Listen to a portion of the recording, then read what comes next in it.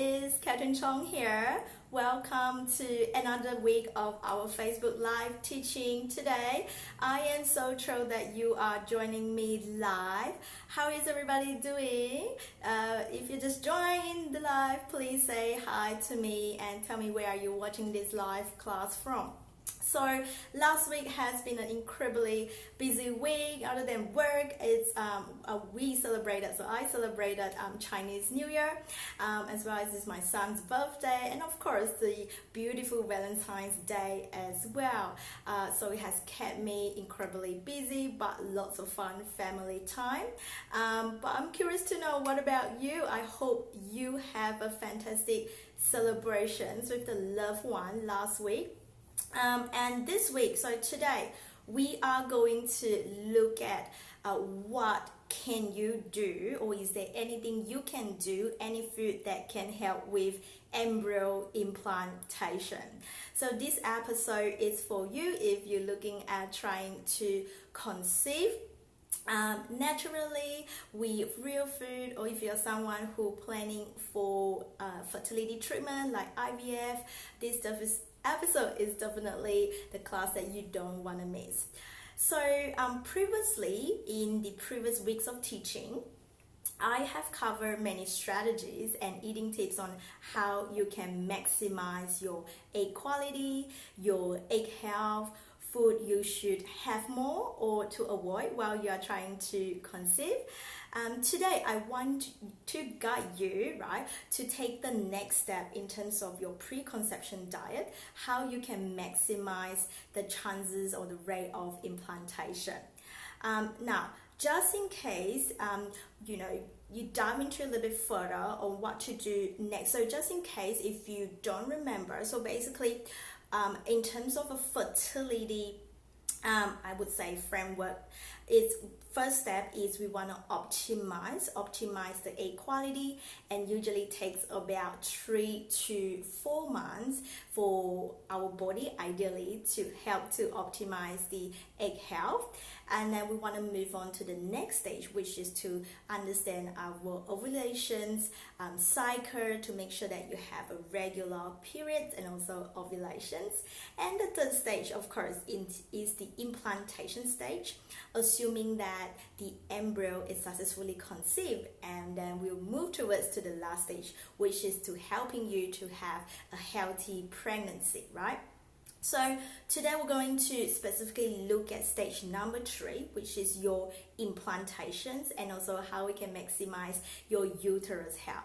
But first, we want to understand a little bit more reason behind why uterus matter, or what is it, right? So in another word, it's what we call the endometrium. So endometrium is the lining of your uterus. So it is one of the few organs in human body that changes its size every month throughout your fertile years. So imagine each month, right, as part of our menstrual cycle for the ladies, the body will prepare the endometrium, which is your uterus lining, to host an embryo. So assuming if the sperm successfully conceive with the eggs, the endometrium thickness will change, either increase or decreases depending on the outcome. So, and in order for the body to do that, there are actually 2 key hormones. So in the previous class, I kept on stressing these 2 key hormones, which is estrogens and progesterone. So basically, these 2 hormones are the key hormones that regulate the whole entire cycle, and you also send the signal to your body whether there is a pregnancy going on, whether there's an embryo, whether it stick on your uterus lining wall. And if the pregnancy does not happen, that's when your body will send the signals to shed the uterus through the menstruation. That's where you get your period, right? So ideally, a healthy uterus, it should be at a certain centimeter. It shouldn't be too thin or too thick. And this will allow the embryo to implant successfully and receive the nutrient that it needs for the embryo to continue to grow as a fetus and eventually a baby, right? So and the endometrium will actually get thicker as your pregnancy process progress through as well. So I suppose that what is really important is, first thing first, if you are someone who have been trying to conceive for quite a while, especially for at least 6 months, it's so important to speak to your doctors or discuss with your doctors, because you want to make sure that there is no underlying condition that is impact on your fertility. So common women's conditions such as like uterus fibroids or endometriosis are two common types of women's condition. They can affect the uterus health and hence may reduce your chances of getting pregnant. So if you are someone who have been trying to get pregnant for quite a while now, I would say definitely more than 6 months, and you haven't seek any medical opinions or advice, I would definitely strongly encourage you to have a proper checkup, right? Or even if you just suspect if there's anything, any symptoms that you have, right? Now, let's have a look at the next step. So we have, now that you understand the reason behind why is the uterus health is so important to help with the embryo implantations. So the next, in our Facebook live class, the next thing that we're going to talk about is, are there any food that can help with implantation, right? So we're going to dive into a few key nutrients today to give you some guidance and some example of food, how you can include them more in your diet. But first, I also want to take this opportunity to answer one of the questions from Facebook. So I received this question from Christine. She asked this: does eating pineapple really helps with implantation? Oh, so this is definitely one of the very popular questions in the fertility world and also throughout my client as well. Especially if you Google it, these questions definitely will pop out as the #1 asked question. So what is the reason behind this claim? So eating pineapple, especially the pineapple core, which is the middle part of the pineapple, it's so popular due to it claims that it can help to thicken the lining of the uterus, right? Which is ideal for helping to implant the embryo to the uterine lining and to increase your chances of getting pregnant. So is there any scientific evidence about that? So I have done the work and tried to research it. So the news is, unfortunately, there is no solid evidence to support that claim. However, though, I should highlight that it may still be a connection. The reason why, if you're looking at nutritionally itself, what you get from, like say, pineapple, it has a very rich enzyme called bromelain. So what bromelain does is it may be helpful to reduce the inflammation in your body, hence in your uterus as well. And that is why pineapple has been so popular in terms of in the fertility world, and there are such a popular claims that it can help you to get pregnant. And I guess that the other things about pineapples, of course, nutritionally speaking, it is very rich in vitamins such as B and C vitamins, and also very rich in fibers too. So whether or not you should have pineapple, I guess that again, it's really based, come down to your personal choice. There's no absolutely harms if you want to have some pineapple, but remember, it's really just the core, not the fruit flesh itself, that's going to give you the benefits, because bromelain is mainly at the pineapple core. But don't go overboard, just rely on pineapple. Just like any food, if you're eating too much, it can also have an impact on your blood sugar level as well. So what I want you to do is, if you would like to include some pineapple, especially like say during if you are someone who are going through say IVF treatments and you would like to have some pineapple during the 2 weeks wait, you can, but just don't overdo it, and make sure that you still want to enjoy a variety of other food in your diet to gain the real benefits. All right. Now, let's move on to what are the key nutrients that can help you to increase your implantation rate, right? So, the first nutrient that I'm going to talk about is omega-3. You probably have heard me mention many times as well, omega-3.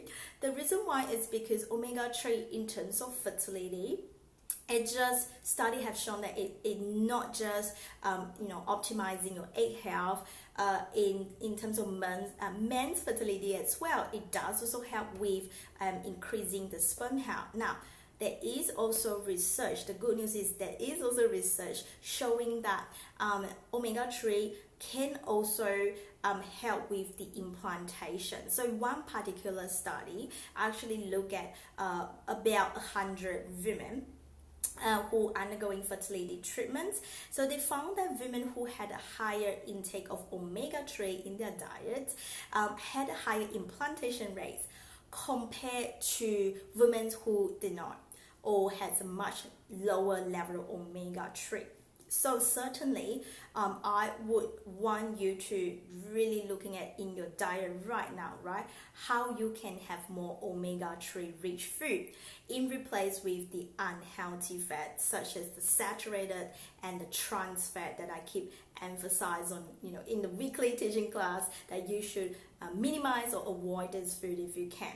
So basically, food that are rich in omega-3 are in particularly the oily fish such as salmon, mackerel, sardines. So these are the type of fish that is contain high amount of omega-3. But you also want to enjoy the other good fats such as from the extra virgin olive oil, nuts and seeds in your diet, right? But what is the most important thing, I guess, that you want to start to minimize the unhealthy fat, mainly from the fatty meats, deep fried foods. We looking at, say, potato chips, pastry, or takeaway food. So a lot of the processed food items is what you want to avoid as well. So I guess that will be first essential step, just like optimizing your egg health. So imagine if you have done the works 3 months before, if you start looking at what are the ways you can improve your egg quality, it definitely will have that extra benefit in terms of enhancing your implantation. Okay, now I also want to highlight that quite common when I work with clients one-on-one in the consultations, I will also organize an omega index testing. So this particular testing, actually, you can do it through a very simple test kit.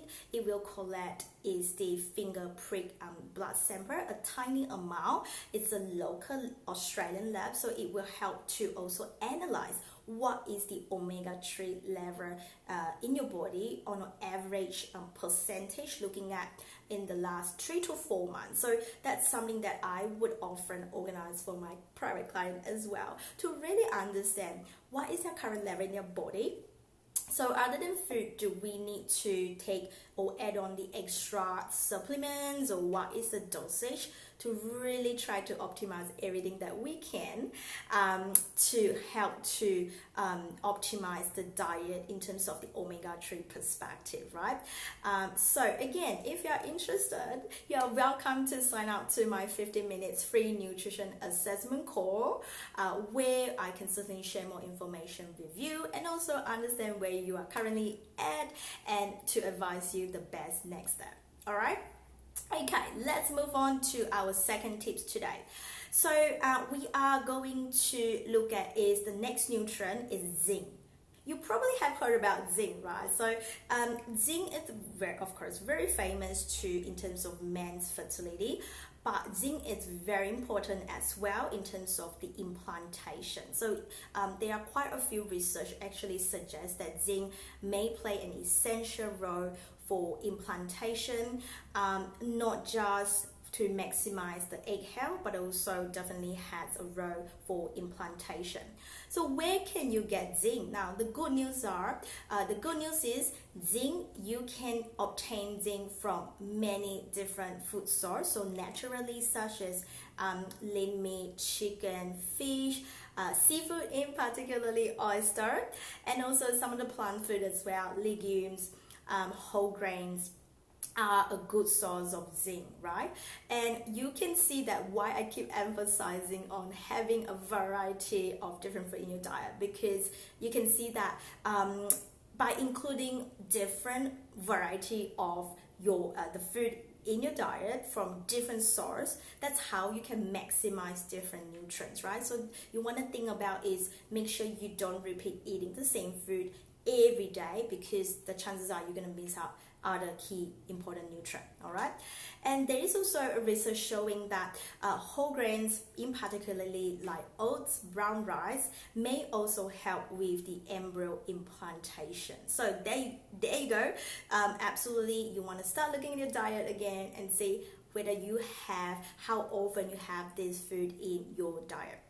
All right, now let's move on to the next nutrient, which we are looking at vitamin E. So they are, again, research suggests that vitamin E supplementation may assist with your uterus health, but again, by enjoying more vitamin E food could also help with your the implantation. So what are the food high in vitamin E? So things like sunflower seeds, almonds, nuts, olive oil, pine nuts, and also eggs are some of the good source of vitamin E. So I suppose that again, you want to make sure is every day, if you're looking at your cooking oil, I would say the best one is to have is the extra virgin olive oil. You want to include some of the seeds in your diet, especially can be sunflower seeds or nuts like almonds, Brazil nuts, or pine nuts, eggs, lean meat, chickens, and mostly you want to have is at least making sure that you have 2 to 3 times of oily fish intake, and of course a good amount of different colorful vegetables and also fruits that will also help you to enhance your antioxidants intake to reduce the inflammation.